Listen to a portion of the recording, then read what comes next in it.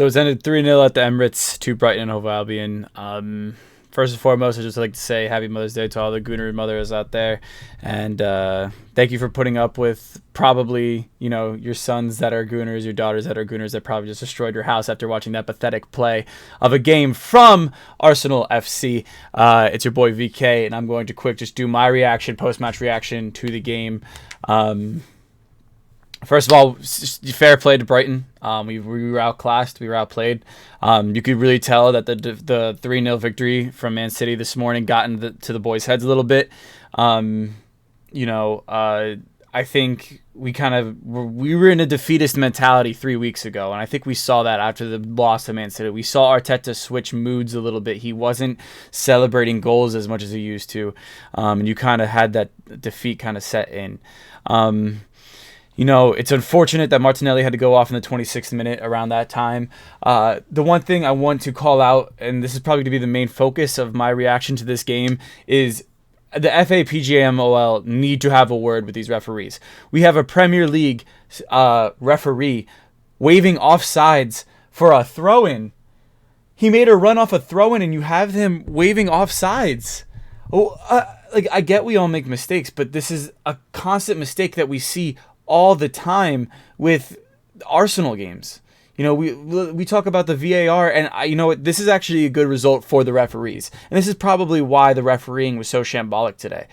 Remember, if we would have lost the title by 1 or 2 points, we should have won the title then due to the referee error on VAR, not drawing the lines at Brentford. So this probably benefits them for not getting, overthrown by Arsenal fans. We see Estupinian get 7 fouls and only 1 yellow card, when one of those fouls was a horrible tackle from the back. We see, for some reason the ref was very nervous to give out yellow cards today, and I don't understand that.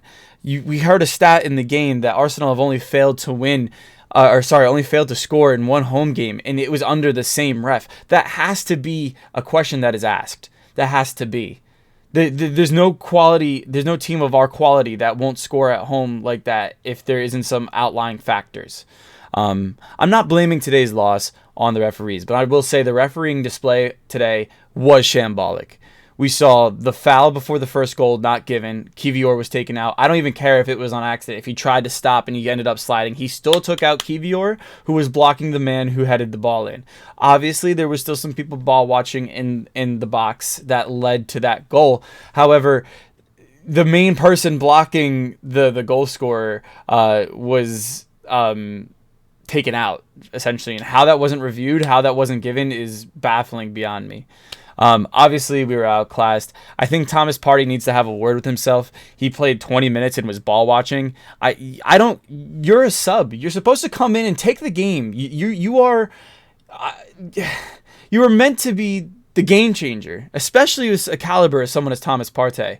I don't understand. I also didn't quite understand the sub for Nketiah for Jesus. Maybe there was a little injury, or maybe we're trying to protect Jesus a little bit. I think Jesus was one of our brightest players today. Same with Odegaard. I didn't understand that sub for ESR. ESR has been very mediocre this season. Granted, he's had a pretty bad injury, but I didn't personally understand that sub. I think Saka should have came off for ESR. And had Odegaard on the pitch still. We see Odegaard again was one of our brightest players on the pitch today, and yet we're falling to some interesting subs. I think that's the weakest part of Arteta's game, honestly. But honestly, it's just maybe Martinelli needs to stop wearing those orange boots and start wearing those green boots. Every time he wears those green boots, he's always bagging a goal, always playing out of his head. I mean, obviously today it's kind of unfair for him because, he got injured. He got taken out pretty early. But honestly, a very disgusting performance from Arsenal all in all.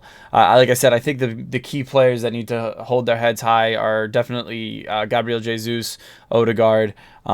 Secret agent TROSSARD came on the pitch. I guess maybe he didn't leave Brighton on bad terms. Maybe he was trying to, reward them for, we'll say it that.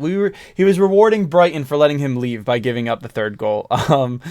But No, but in all honesty, I really just think, Kieran Tierney. Kieran Tierney had a really great game again. But those are the three that kind of stick out. The rest could kind of hold their heads in shame, and I really hope they reflect on this game, because we really did have a sniff at the title. We still really did have a sniff at the title before losing today. Now I think it's mathematically impossible. A win at a win at home for Man City against Chelsea will clinch them the title, and I think that's kind of our time done. However, I will say, as much as I'm heartbroken, as much as I'm very emotional about this, I will say this is our best season since 2016.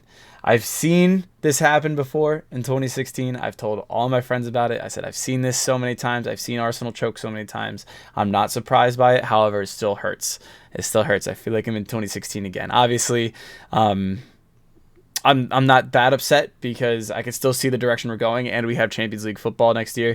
But other than that, I'm pretty heartbroken. But that'll do it for my post-match reaction. Typically, I will have other people with me on this post-match reactions, but like I said, it is Mother's Day, and they have some other plans going on. So again, happy Mother's Day to all the Gooner mothers out there, all the mothers who are Gooners, and we'll see you next week for the preview, the next pre-match preview. So yeah, thank you guys, and you know what? Still back the boys. They're young. Still back the boys. We'll get there. I see the vision. But yeah, take care, Gooners.